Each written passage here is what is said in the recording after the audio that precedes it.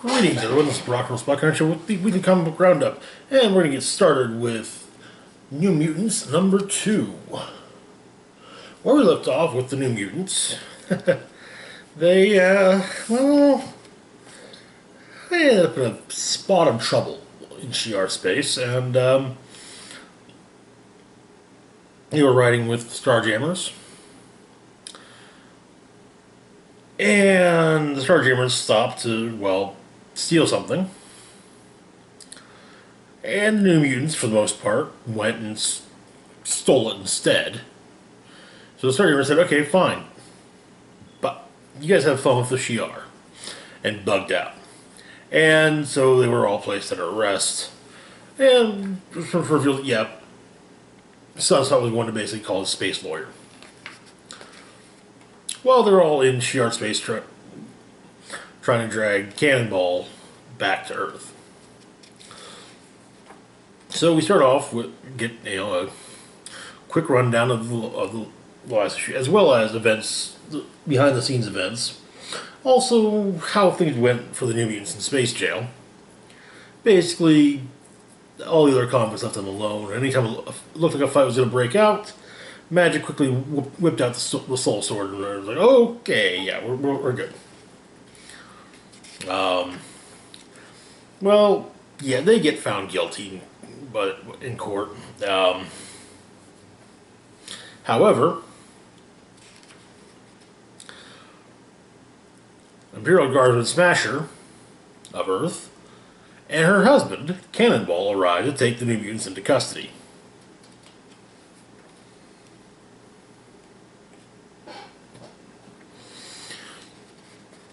And so we get the reunion between the New Mutants and Cannonball. Sunspot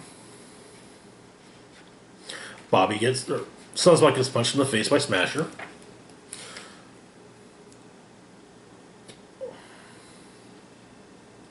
And we also get some comments about the trial, and the judge suggests that the New Mutants' lawyer be sanctioned for incompetence, as he was literally the worst space lawyer money can buy.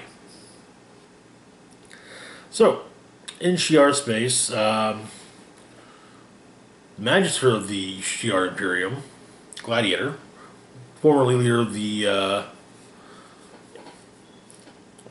leader of the Imperial Guard, as well as actually, I think he might still be the leader. He's a confidence-based super being, so if he has confidence in his abilities, he's good. But if his confidence starts to wane, well, yeah. But he has a mission for Smasher.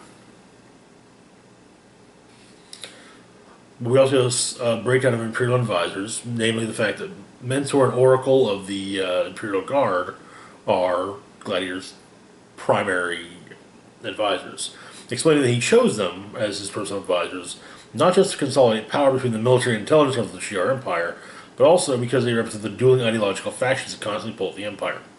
Expansion and consolidation. So, in the ship, the mutants are playing cards.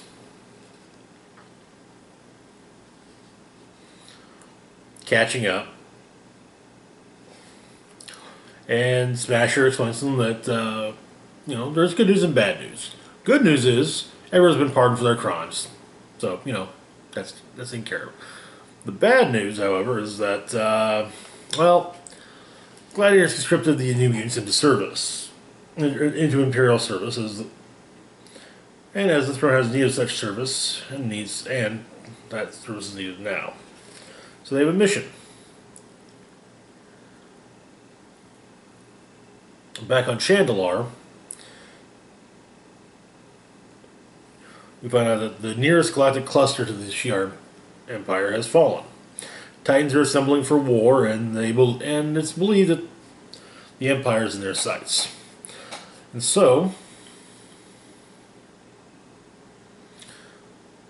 Zandra Naramani is to take the throne as Majestrix of the Empire. And Or, well, is Gladiator suggesting that she do so.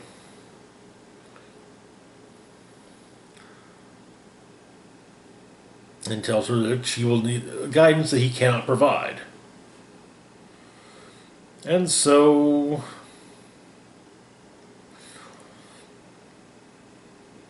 Smasher has been sent to get someone who knows the ways, get someone who can teach Zandra the ways of the Imperial Court. Zandra's aunt, Deathbird, though a savage, duplicitous, and truly violent person in the Imperium. And upon seeing her, Sunspot is immediately smitten. You know, I'm fairly sure Sunspot's seen her before. And that is where the issue ends. An interesting side note is the fact that in one of the books we'll review in the second round of video, the Shi'ar politics actually come up there as well. And I really have to wonder if Hickman and Jason Aaron were collaborating on that or not. Next up, we've got X-Force number 2. So where we left off,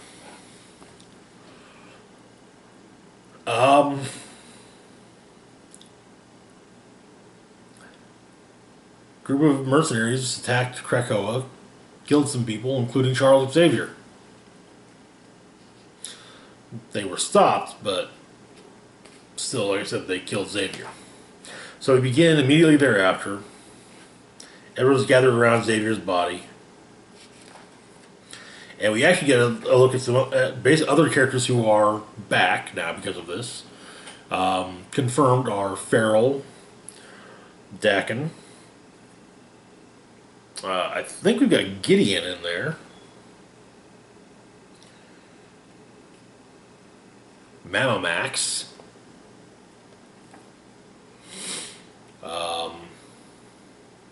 Shatterstar is on the island. It's good. Strong Guy's back.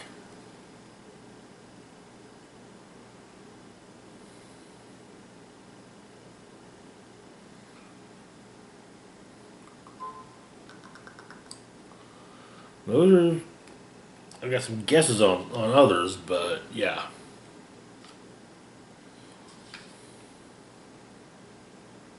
Nothing concrete.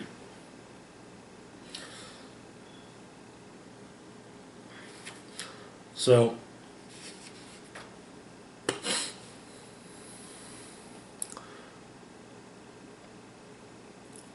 it's explained that well, now Jean's have to bring him back. Now there can only be, excuse me. So Jean and Beast go to location on the island known as Cradle 1. It explained that at any one time, only one version of Cerebro can be live. And Xavier backed up the intelligence of multiple cradles throughout the island. And so Beast is there to basically bring the new Cerebro back online.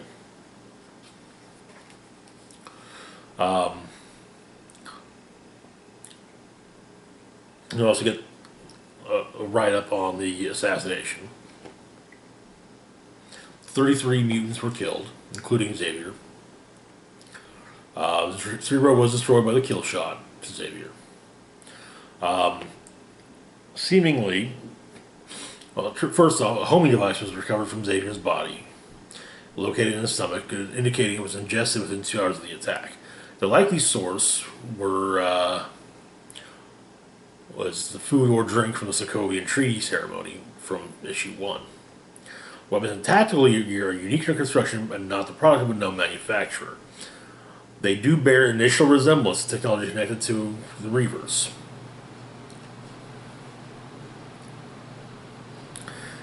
And it turns out they all have a skin graft from Domino, which is why the portal there she said she was coming to the island.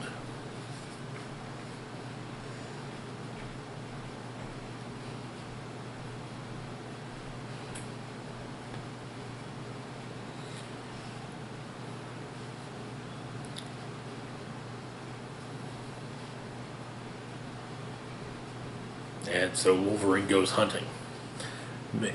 Gets to Seoul, South Korea, does some looking, but it turns out Quentin Quire's already been looking.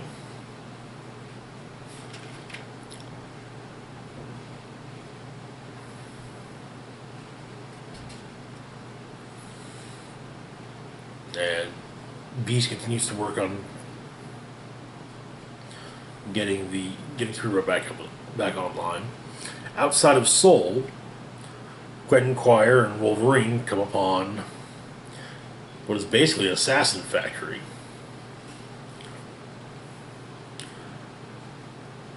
Meanwhile, further autopsies of the assassins reveal that they are littered with all manner of various weapons. Ears, instead of having cartilage in their ears, they're spooled with wire, which is ideal for climbing, biting, or garroting. The teeth were all cored with explosive putty, and it's looking very much like yet another potential example of the post-humans from Lifetime 6. Jean tries to get into the mind of one of them.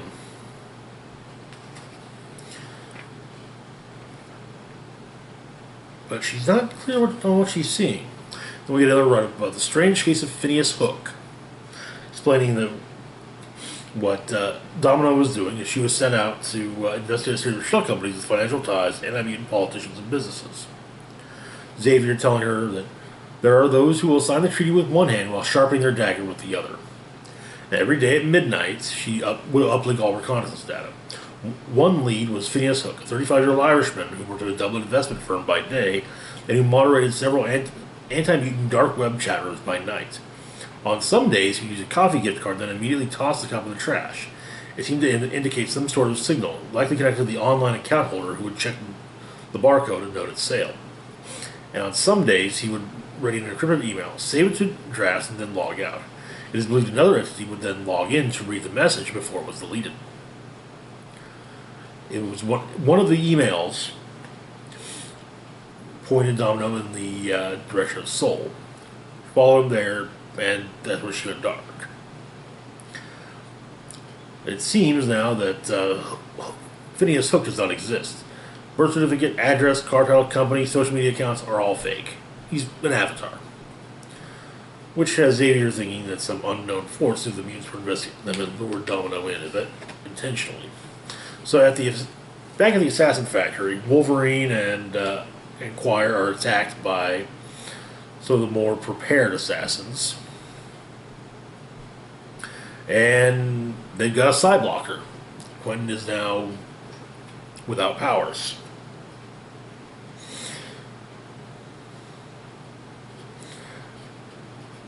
Which makes Wolverine figure that if they got a side blocker, they're trying to hide something. Which more than likely means they're trying to hide someone, though, as well, side blocker. And so Wolverine introduces it must be Domino, and Quentin goes and finds her, and they've been stripping skin from her to apply to their assassins. Seemingly speaking, she's still alive, though. That's where the issue ends.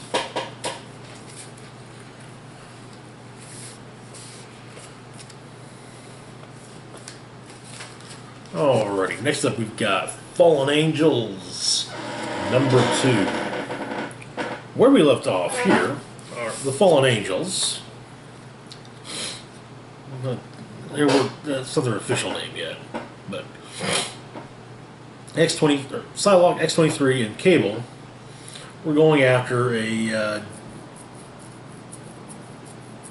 villain known as Apoth, who is making a digital drug called Overclock. So we start off in London in the past, to Psylocke assassinating someone for the hand. In the present,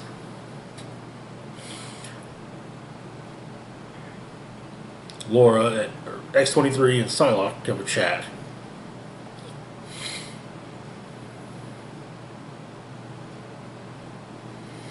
And X-23 explains to Psylocke that there's a part of her that not many can understand.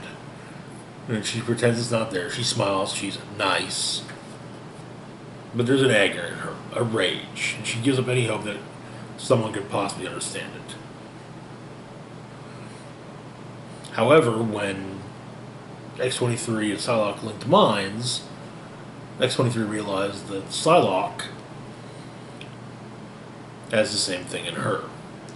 And so she wants Psylocke to teach her how to master her rage. Psylocke then finds Cable at the carousel bonfire, and he explains that he keeps waiting to feel what it is all the revelers feel, hoping it might click. Maybe if it did, he could let things go. However, he has found something. A contact of his in Brazil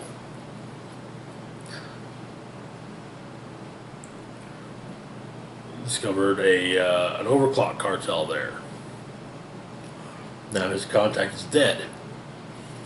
He suggests they go take it out, and Psylocke says, no, we're going after the man, not his works. Cable basically tells her, hey, either all three of us go, or I'm going to go anyway. Dazzler has a brief chat with Psylocke, hoping to maybe, the idea being that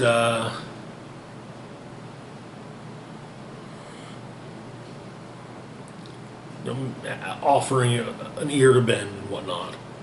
We're also going to run up on the way of the hand.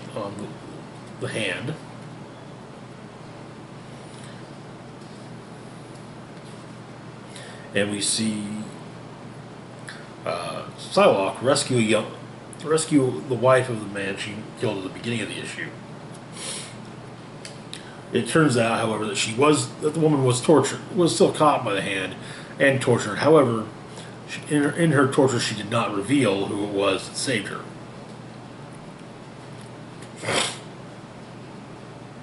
Back with Sinister, she discusses the similarity, what the butterfly means to her and what it means to Betsy Braddock, now Captain Britain, and how she hated the fact that they had anything in common, but she's gotten past that. So X-23, Psylocke, and Cable go to Brazil, but it looks like everyone's already cleared out. However, looks are deceiving, and they're promptly attacked by a giant drone, which is where the issue ends.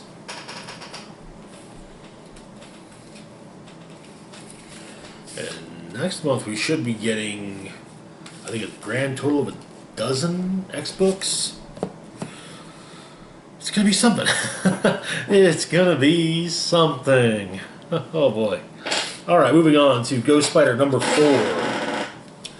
Where we left off in Ghost Spider,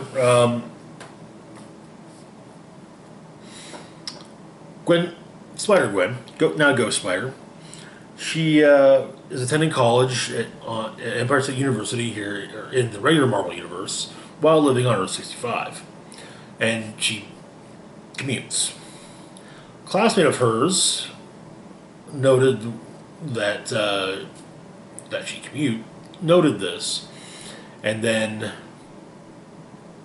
passed the information along to Professor Miles Warren, the Jackal, who was initially responsible for cloning Gwen at the Earth 616 Gwen after her death at the hands of the Green Goblin. He also would go on to clone Norman, definitely Peter Parker, possibly also Norman Osborn. Lots of and himself. Yeah, it was a thing. Anyway, so Gwen's waiting to meet. We start off. Gwen's waiting to meet with Benji, her classmate. They're supposed to get together and watch Veronica Mars. Of course, Benji, being the classmate that was working with the Jackal, she's dead. Jackal killed her. So, one of her other classmates says, yeah, she probably took a mental health day. It's no big deal. So, Gwen opts to just head home with what? And she's being followed by Professor Warren.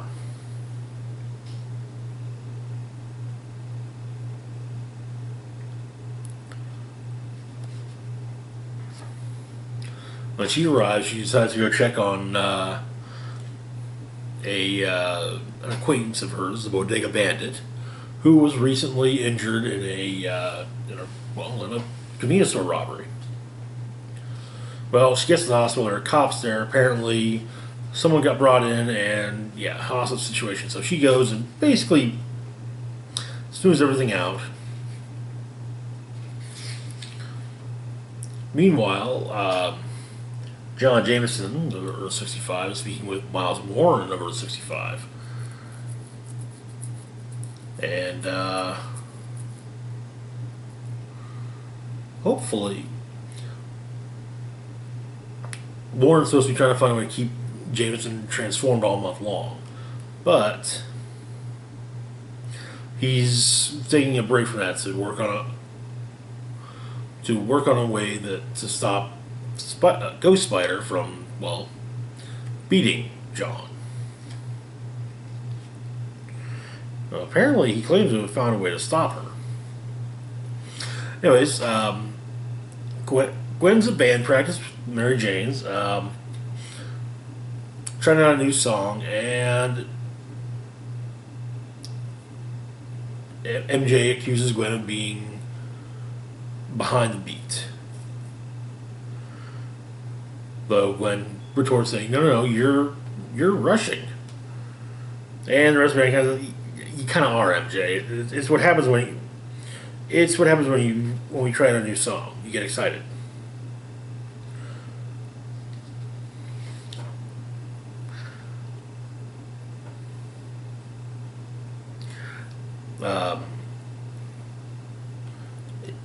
At the university, Gwen's spider sense goes off. She tries to find Peter to see what's going on, but he's not in the class he TAs in. So instead, she opts to go home. But the Jackal takes his Jackal serum, changes, and follows her, including following her through the portal she goes through.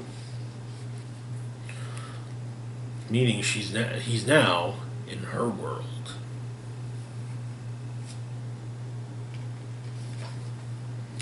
And that's where the issue ends. Alright. Now, the strips call these Spider-Man related, but they are tie-ins to a Spider-Man story. But either way, next two books are a couple of 2099 tie-ins. Like I said, tying into the Amazing Spider-Man 2099 story. First off, we've got Conan the Barbarian, 2099, number 1. Okay, so as we know from Savage Avengers, Conan the Barbarian is on Earth, is in the present day of the Marvel Universe. So we get a nod to actually a future issue of Savage Avengers. Anyway, so Conan has since become a king.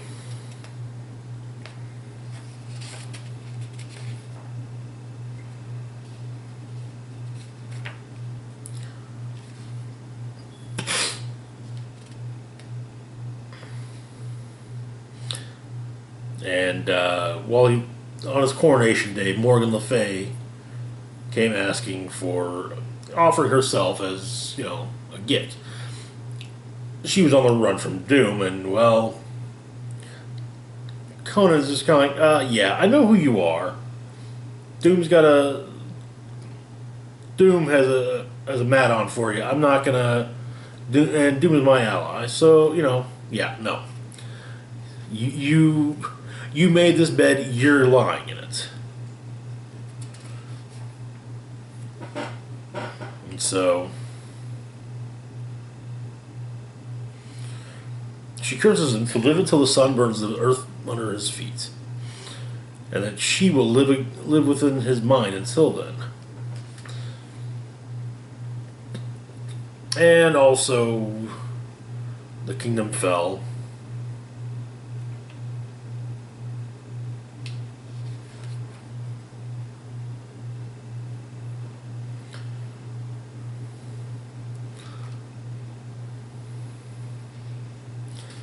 But he cast off his throne, and knowing that problems with the earth were coming, he basically said, "Hey, look, leave here, wander in search of a better life."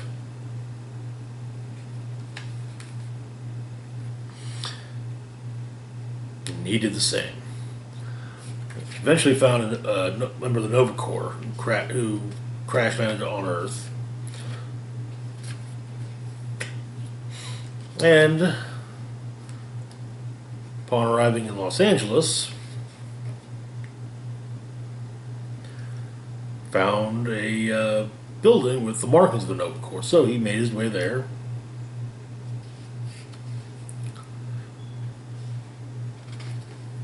After going on the run from the public eye. And turns out the planet's quarantined.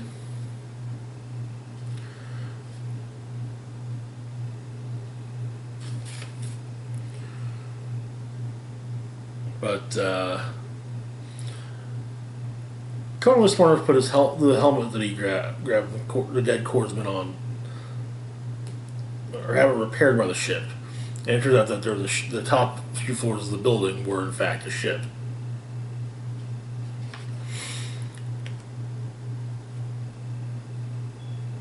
And Conan shows he's actually pretty smart. He keeps a pouch full of dirt handy. And so he has the ship fly towards the sun, pours the dirt on the floor, and stands in front of it. That way, as the ship heats up, the earth beneath his feet burns. And so Morgan dies. And the ship is destroyed, but Conan still has the Nova helmet, so he just wanders into space.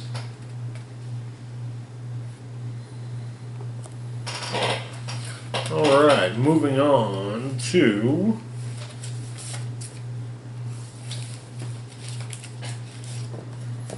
Punisher 2099, number 1.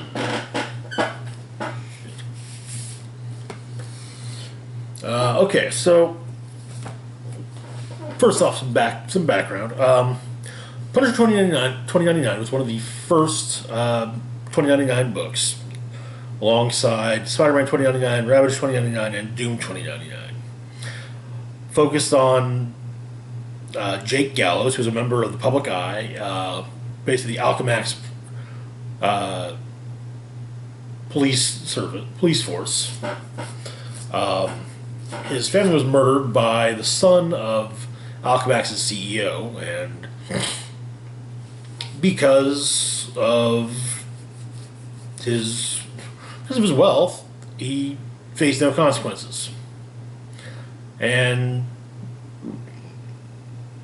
Jake discovered one of the Punisher's old war journals, read through it, and said, "Okay, you know what? I'm going to go the Frank Castle route." And so he did. And he became something of an ally to, amongst others, to Doom 2099. He occasionally interacted. The 2099 characters occasionally interacted with one another. You didn't have them crossing paths as often, probably because there weren't as many of them, and because all of them had their own books. So yeah. Anyway, so Punisher 2099 begin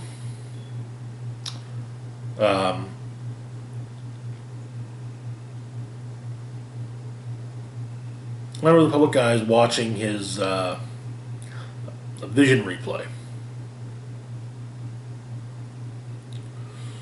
And it's explained that every public eye officer is accompanied by a drone partner known as the Iris. Alchemax created these machines which directly link into an officer's sensory nervous system. The Iris records exactly what the officer sees, smells, tastes, and feels. The result is an impartial recording from an officer's POV. It has memory made objective. But there's one thing he's not sure if he got it, if it's right or not. One thing to note is that this current version of 2099 is built around social score, much like there was an episode of Black Mirror where that occurred, where that was the case. Also, there was a planet in an episode of The Orville where that was the case. And so Captain Gallows, Jake Gallows of the public eye, says, you're really not supposed to do this because the idea is that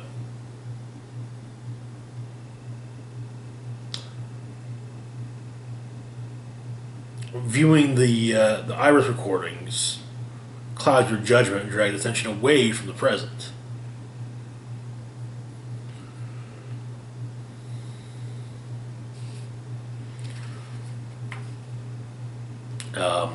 In Lenox Hill, the Lenox Hill portion of Nueva York, a Roxxon droid has gone rogue and is spewing out propaganda. So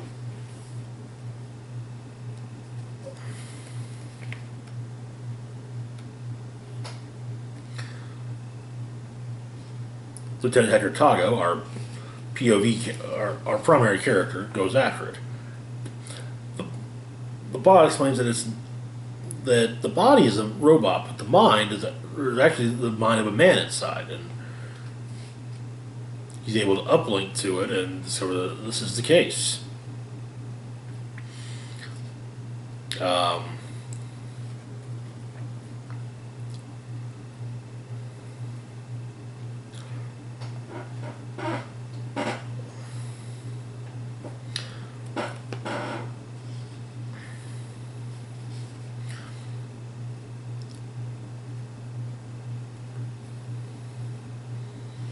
So Hector goes to talk to his grandfather, who's joined the Thorites.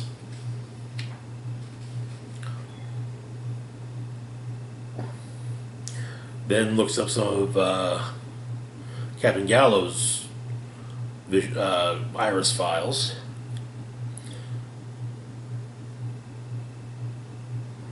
He's been rather outspoken against the Thorites.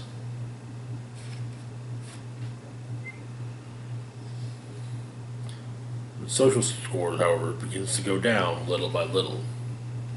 So he goes to talk to the scientist who's implicated by in hacking the drone. Turns out his sentence is all part of a bribe.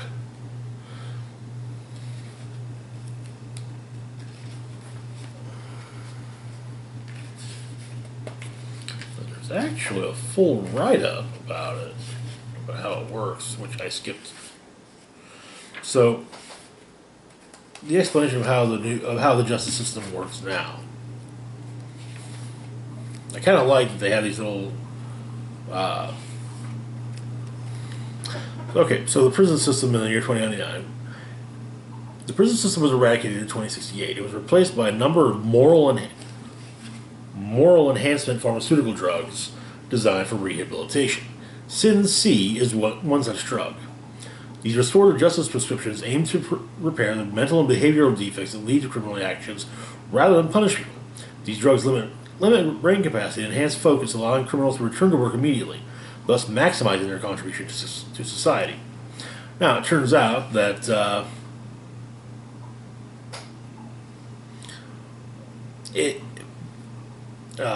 Gallows is getting kickbacks from megacorporations for each Sin C prescription he hands out.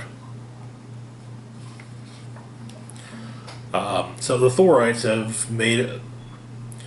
have used dead bodies to make a world tree, and the public eyes standing against him. So, right. But however, Hector shows up in some rather familiar garb. But he fights Gallows.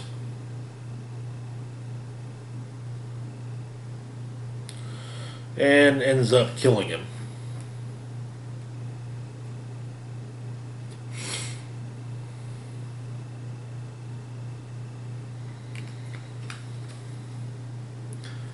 Soon enough, his social score drops to 0.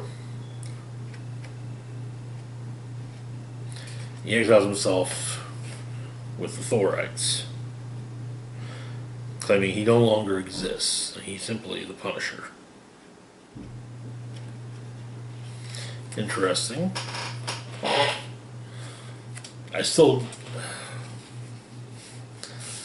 I'll be honest, I do still prefer the world of the original 2099 world over any of the subsequent ones. Anyway, that's it for this video. As always, feel free to like, share, and subscribe. Links to my Facebook, Twitter, Patreon, and PayPal can be found in the description box down below. This is Rock and Roll Spock signing off, saying, live long, rock hard, and have a happy Thanksgiving.